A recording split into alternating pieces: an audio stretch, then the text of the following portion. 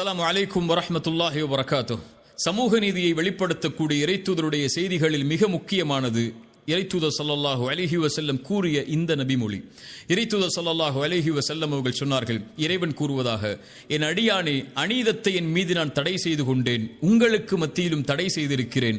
அதனால் உங்களில் ஒருவருக்கு ஒருவர் ஃபலா ததாலமு, அநீதம் செய்யாதீர்கள், அநீதம் செய்து கொள்ளாதீர்கள் என்று இறைவன் கூறுவதாக இறைத்தூதர் ஸல்லல்லாஹு அலைஹி வஸல்லம் அவர்கள் சொன்னார்கள்.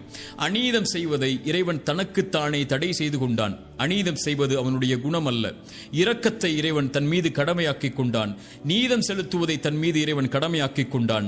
அநீதம் செய்வதை இறைவன் தனக்கு தடை செய்து கொண்டான். ஒமா ரப்புக பிதல்லாமில் லில் அபீத், இறைமறை சொல்லுகிறது, அடியார்களுக்கு ஒருபோதும் இறைவன் அநீதம் செய்ய மாட்டான். மீண்டும் சொல்கிறேன், அடியார்களுக்கு ஒருபோதும் இறைவன் அநீதம் செய்ய மாட்டான்.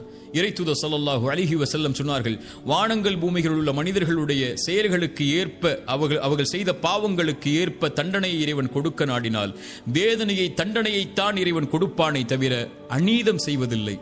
அதுபோலத்தான் வானங்கள் பூமிகளில் உள்ள மனிதர்கள் எல்லோர்களுக்கும் அவரவர்களின் நன்மைகளின் காரணமாக கூலியை கொடுக்க இறைவன் நாடினால் அவர்கள் செய்த செயலை விட சிறந்த முறையில் தான் அவர்களுக்கு இரக்கம் காட்டி கூலி கொடுப்பானே தவிர அநீதம் செய்ய மாட்டான் என்று இறைத்தூதர் ஸல்லல்லாஹு அலைஹி வஸல்லம் அவர்கள் சொன்னார்கள். இறைவன் தன் மீது அநீதத்தை தடை செய்து கொண்டான். அதை மக்களுக்கு மத்தியிலும் தடை செய்து கொண்டான். உங்களுக்கு ஒருவருக்கொருவர் அநீதம் செய்யாதீர்கள் என்ற அறிவுரையை இறைவன் தன்னுடைய இறைத்தூதரின் வாயிலாக எமக்கு தெளிவுபடுத்துகிறான். மனிதர்களில் பெரும்பான்மையான மக்கள் அநீதம் செய்யக்கூடியவர்களாகத்தான் தங்களை ஆக்கிக் கொள்கிறார்கள். படைப்புகளில் பலர் தன்னை படைத்த இறைவனுக்கு அநீதம் செய்கிறார்கள். இணை வைப்புதான், படைத்த இறைவனோடு ஒருவரை இணையாக்கி வணங்குதல் தான் இந்த உலகத்தில் இருக்கக்கூடிய அநீதத்தில் மிகப்பெரிய அநீதி. இன்ன ஷிர்க லதுல்முன் அதீம், இணை வைப்புதான் மகத்தான அநீதி. இறைத்தூதர் ஸல்லல்லாஹு அலைஹி வஸல்லம் முஆத் இப்னு ஜபலை அழைத்து கேட்டார்கள், முஆதே, படைப்புகள் படைத்தவனுக்கு செய்ய வேண்டிய கடமை என்ன தெரியுமா? படைத்தவனுக்கு செய்ய வேண்டிய கடமை முஆது, அவனை வணங்குதல், அவனுக்கு ஒருவரையும் இணையாக்காமல் இருத்தல். முஆது, படைப்புகள் இதை செய்தால் படைத்தவன் அந்த படைப்புகளுக்கு செய்ய வேண்டிய கடமை நீதி என்ன தெரியுமா? இறைவனை வணங்கி அவனை இணையாக்காமல் இருந்தால் அவனை ஒருபோதும் இறைவன் தண்டிக்க கூடாது, வேதனை செய்யக்கூடாது. முஆது, அதுதான் இறைவன் அவர்களுக்கு காட்டக்கூடிய நீதி என்று இறைத்தூதர் ஸல்லல்லாஹு அலைஹி வஸல்லம் சொன்னார்கள்.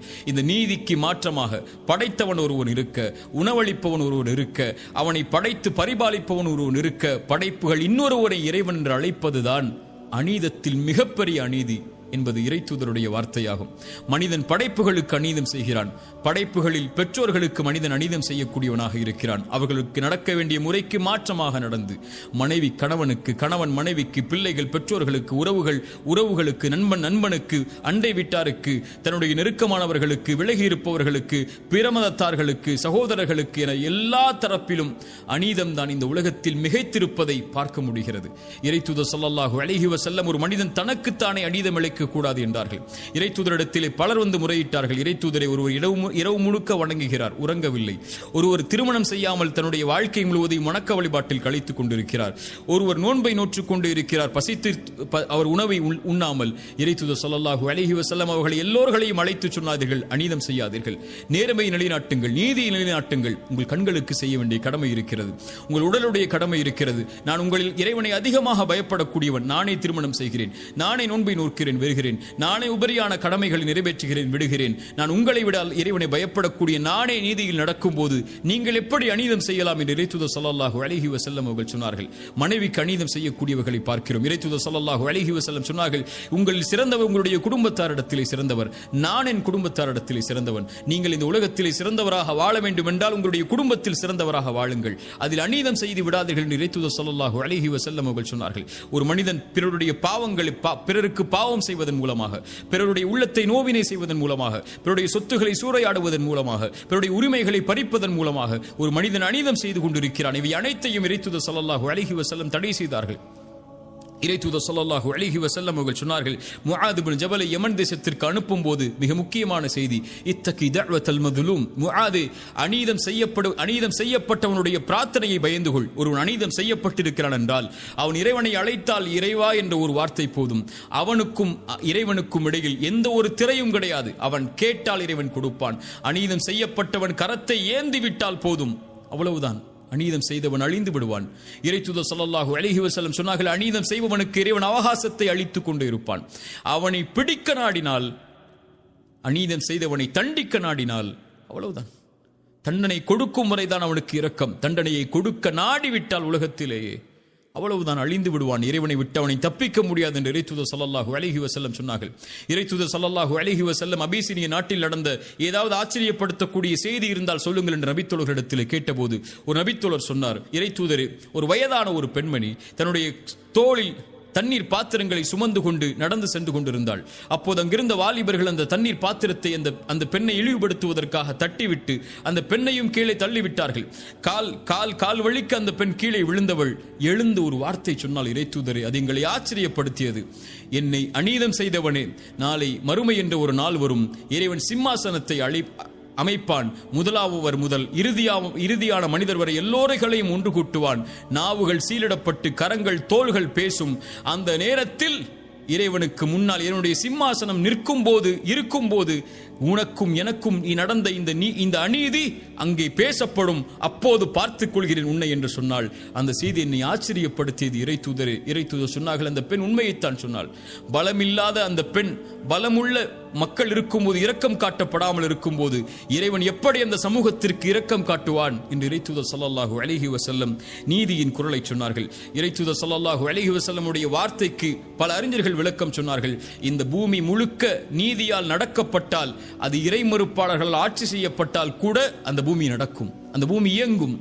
ஆனால் பூமி முழுக்க அநீதம் மேலோங்கிவிட்டால் அதை ஆட்சி செய்பவர்கள் இறைவனை நம்பிக்கை கொண்ட முஸ்லிம்களாக இருந்தாலும் இறைவன் ஒருபோதும் அந்த சமூகத்தை வழிநடத்த விடமாட்டான் என்று இறைத்தூதர் ஸல்லல்லாஹு அலைஹி வஸல்லமுடைய வார்த்தைக்கு விளக்கமாக பல அறிஞர்கள் சொன்னார்கள்.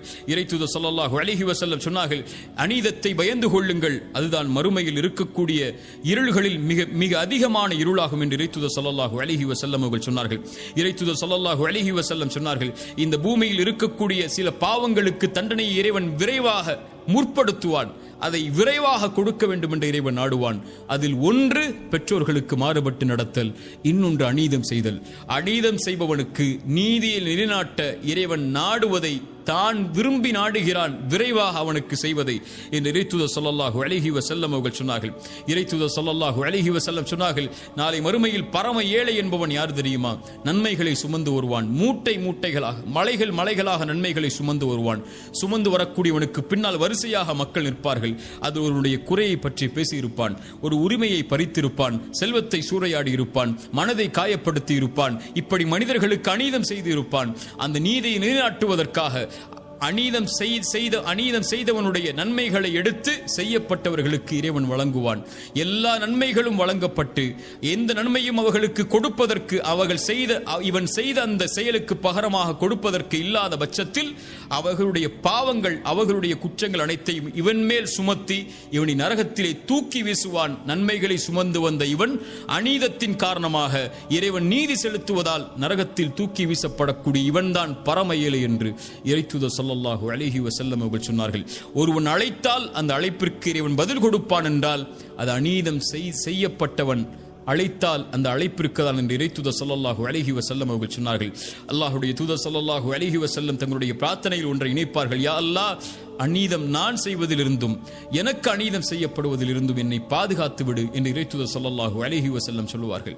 நீதிக்கு மாற்றமாக நடத்தல் தான் அநீதம்.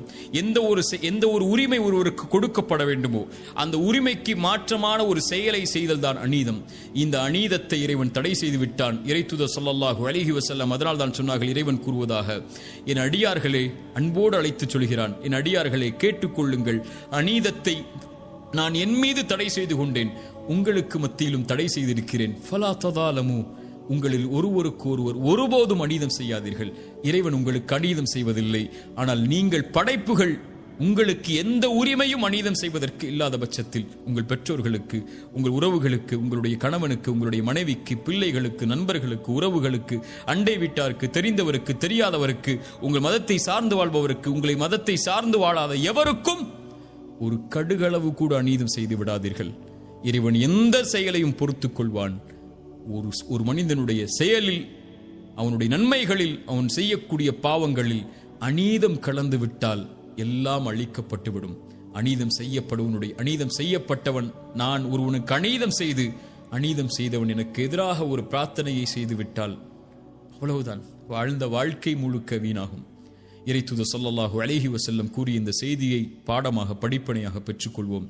அடுத்த சமூக நீதியுடைய செய்தியோடு அடுத்த அமர்வில் சந்திப்போம். ஜஸாக்குமுல்லாஹு கைரன். அகூலு கௌலி ஹாதா அஸ்தக்ஃபிருல்லாஹ லீ வலக்கும். அஸ்ஸலாமு அலைக்கும் வரஹ்மத்துல்லாஹி வபரகாத்துஹு.